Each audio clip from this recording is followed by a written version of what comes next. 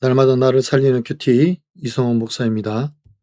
오늘 큐티 본문은 신명기 2장 1절에서 15절까지입니다. 주의 말씀으로 하루를 시작하게 하시니 감사합니다. 오늘도 주의 말씀과 동행하는 한 날이 되기를 소원합니다. 말씀해 주시옵소서. 듣겠습니다.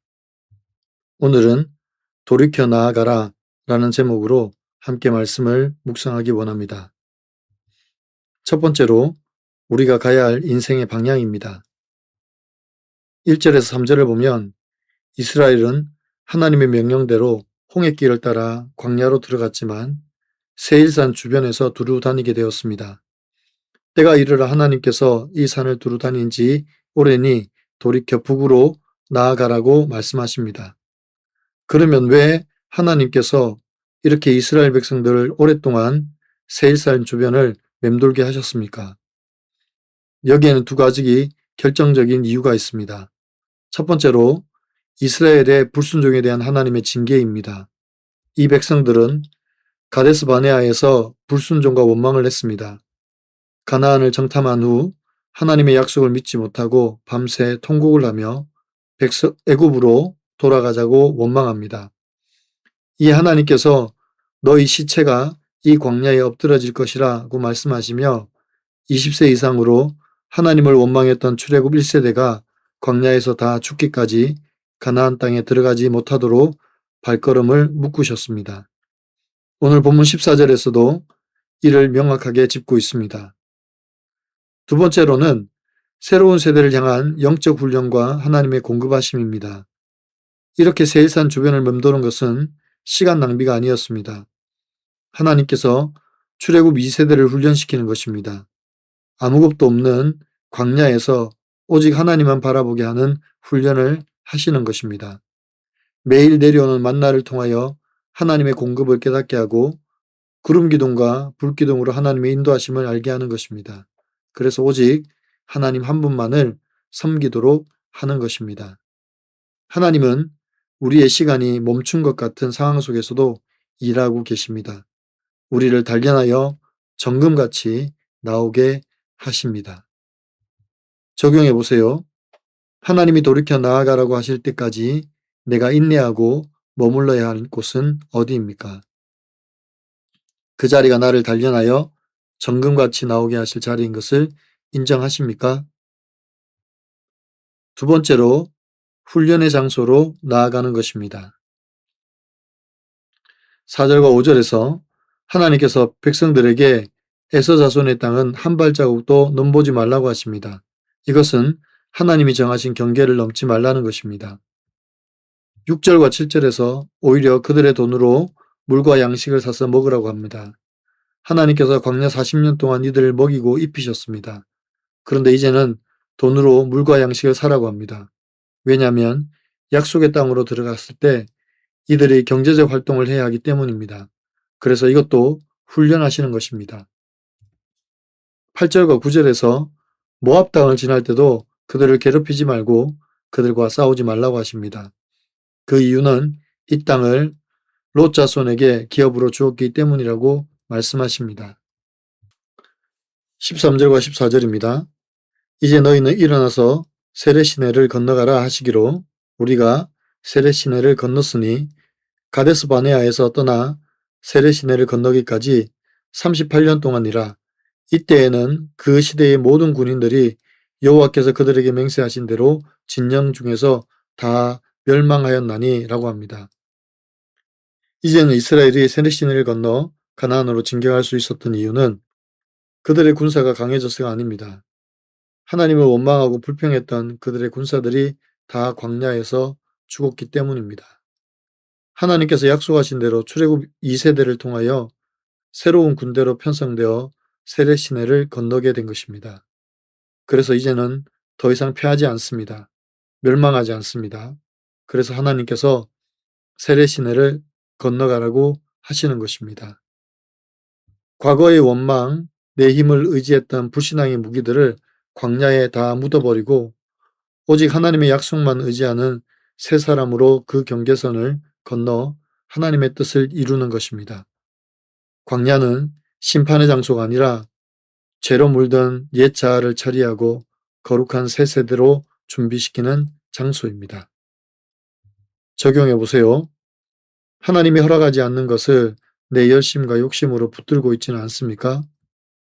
하나님이 새 일을 행하시고자 내 인생의 광야에서 철저히 다루고 계신 옛 습관이나 세상 가치관은 무엇입니까? 오늘 큐티의 묵상 간증은 기업으로 주지 않으신 땅이라는 제목의 한 성도님의 묵상 간증입니다. 모태신앙인이지만 오랜 시간 음주와 도박을 즐기며 세상 즐거움을 쫓아 살았습니다. 그러다 교회 다니며 말씀을 듣고 예배를 회복하면서 삶의 방향을 돌이켜 하나님께로 나가게 되었습니다. 그런 제게 하나님은 믿음 있는 자매와 결혼하여 새 자녀를 낳게 하시고 주의를 지킬 수 있는 직장에서 20년째 일하게 하셨습니다. 그런데 최근 직장 동료들이 사장님과 따로 회식하거나 골프를 즐기는 모습을 보며 회사에 문제가 많다는 생각이 들어 마음이 불편했습니다. 그리고 모임 이후 회사에 주요 정보가 오고 갔다는 사실을 알게 되자 나만 도태되는 건 아닐까 하는 불안감에 휩싸였습니다. 또한 동료들에게 허락된 땅을 부러워하며 그들을 시기했습니다. 여호와께서 내게 이르시되 모압을 괴롭히지 말라, 그와 싸우지도 말라고 하셨지만 동료들이 요청한 일을 제때 처리해 주지 않으면 그들이 고생하겠지라고 생각하며 행동으로까지 옮기려 했습니다. 이후 교회 공동체에 이 일을 나누면서 회사를 걱정해서라기보다 제가 특권을 누리지 못해 마음이 불편한 것임을 깨달았습니다. 제가 차지하고 싶은 땅은 사장님과 어울리며 밤 늦게까지 술 마시고 주말과 주일에 골프 치며 특혜를 보는 자리였습니다. 하나님이 그 땅을 제게 기업으로 주시지 않는 덕분에 시간과 물질을 낭비하지 않고 여호와의 명령을 들을 수 있는 예배의 자리에서 하나님 나라를 사모하게 되었는데도 말입니다. 이제는 주님이 나를 사랑하셔서 보호하시려고 지금의 환경을 주신 것을 믿습니다. 사장님과 어울리지 못해도 주님이 함께 하시기에 부족함이 없음을 믿으며 제 역할에 최선을 다하고 주께서 명령하신 대로 걸어가길 소망합니다. 저의 적용은 직장 동료들이 요청하는 일을 뒤로 미루지 않고 바로 처리하겠습니다. 불안에 휩싸일 때 교회 소그룹 SNS 대화방에 기도를 부탁하겠습니다입니다. 사랑하는 성도 여러분, 이제 하나님께서 이스라엘 백성들을 향하여 북으로 올라가라고 하십니다. 38년의 광야 생활을 마무리하고 가나안으로 들어갈 준비를 시키시는 것입니다. 그래서 에서의 자손이 사는 지역을 지날 때 그들과 다투지 말고 그들에게 물과 음식을 사라고 합니다. 또한 모압을 지날 때도 하나님이 룻에게 주신 땅을 침범하거나 싸우지 말라고 하십니다. 또 과거에 게네 시내에서 폐하였던 것을 상기시키시면서 이제는 너희가 그 시내를 건너가라고 하십니다. 이제는 광야에서 훈련된 새 세대를 통하여 하나님의 계획을 이루어 가시기 위함입니다. 하나님은 지금도 광야 같은 세상에서 우리를 다루고 계십니다. 우리의 불순종과 완악함, 교만과 철저히 싸우고 계십니다. 왜냐하면 우리를 하나님의 자녀 만드시기 위함입니다.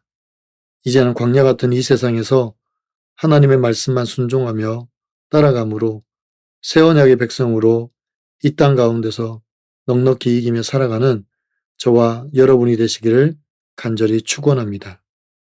기도드립니다. 살아계신 하나님, 감사와 찬양을 드립니다. 이스라엘 백성들을 광야에서 철저히 다루셔서 그들의 완악함과 교만을 꺾으시고 하나님의 백성으로 훈련시키시는 것을 보게 하심을 감사합니다. 우리도 이 광야 같은 세상에서 하나님의 훈련 가운데 단련되어 정금같이 나오게 하여 주시옵소서. 그래서 하나님의 나라에 합당한 백성이 되게 하시고 하나님께서 쓰실 사명자들이 되게 하여 주시옵소서. 아무것도 없는 광야로 나아가는 것을 두려워하지 않게 하시고 하나님의 돕는 손길과 공급하시는 은혜만을 붙들게 하여 주시옵소서. 그래서 이 세상 가운데 하나님의 복음의 빛이 전해지게 하시고 잃어버린 영혼들을 살리는데 사용되는 저희가 되게 하여 주시옵소서. 우리의 소망 되시고 우리의 구주 되신 우리 주 예수 그리스도의 이름으로 간절히 기도하옵나이다. 아멘.